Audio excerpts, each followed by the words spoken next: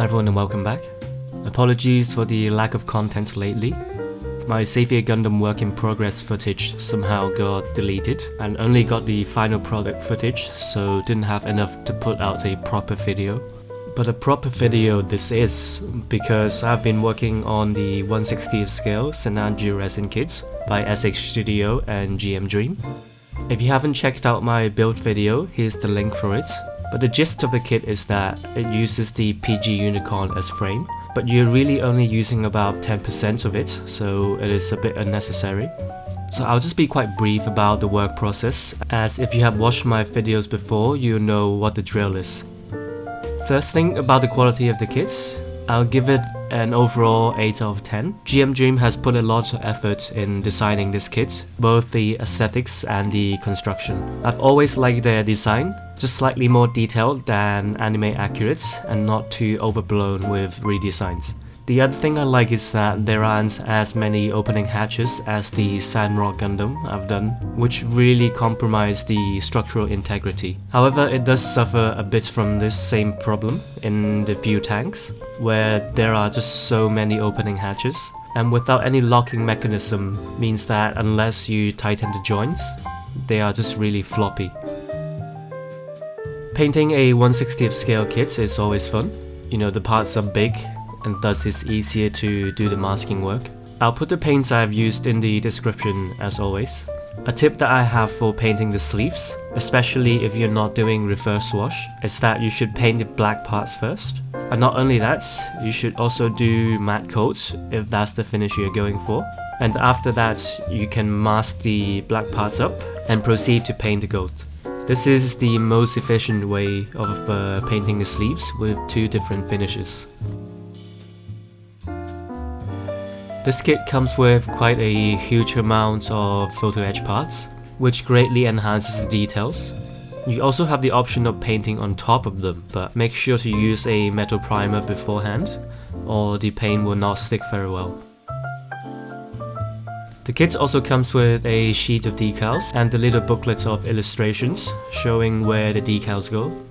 But the funny thing is, the art is quite small, plus the decal sheet isn't numbered, so you have to work out which one is which by looking at it really carefully.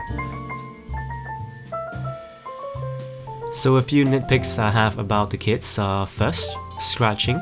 There are a few parts throughout the whole kit that can come very close against each other. For example, the shoulders to the main body, the arms to the waist, and the sides of the angle armor. That caused me to have to be extremely careful and make sure that they're not causing any paint chips. And in places like the left arm, I knew ahead of time that I wanted to glue the arm joint in place, because it was going to hold a very large and heavy shield, so making sure the arm stays in place was very important. And speaking of the shield, there comes my second nitpick, and it is the position of the shield. As most people would prefer to have the shield to the side of the arm, the spikes on the shoulders actually prevent this from happening because of the angle of the shoulder parts. So you're basically forced to have the shield behind the arm, and it just doesn't look the most pleasing. On top of that, the shield has these slots at the bottom that's supposed to allow the grenade launcher to slot into, but this is not possible, and it's not shown in the manual how to do it as well, so it's quite baffling why the slot is there. The third nitpick is that they give you different option hands for holding the weapons, but it's actually not possible to hold the rifle, as the sleeves on the arms block the butts of the rifle. As for the last nitpick I have is they provide an extension arm for the display base, but it doesn't connect to anywhere in the kits, and again, it doesn't show where it goes in the manual. I've seen photos of the backpack resting on the arm, but that did not look very stable to me, and it would definitely cause some scratching easily. So what I did was drilling and installing a steel beam from the arm and connecting into the back of the kit, so that it provides a good connection and stability. But despite all that, I had a really good time working on this project. Once it's all put together, the kit has a really huge presence, and it's quite a bit bigger than the PG Unicorn as well.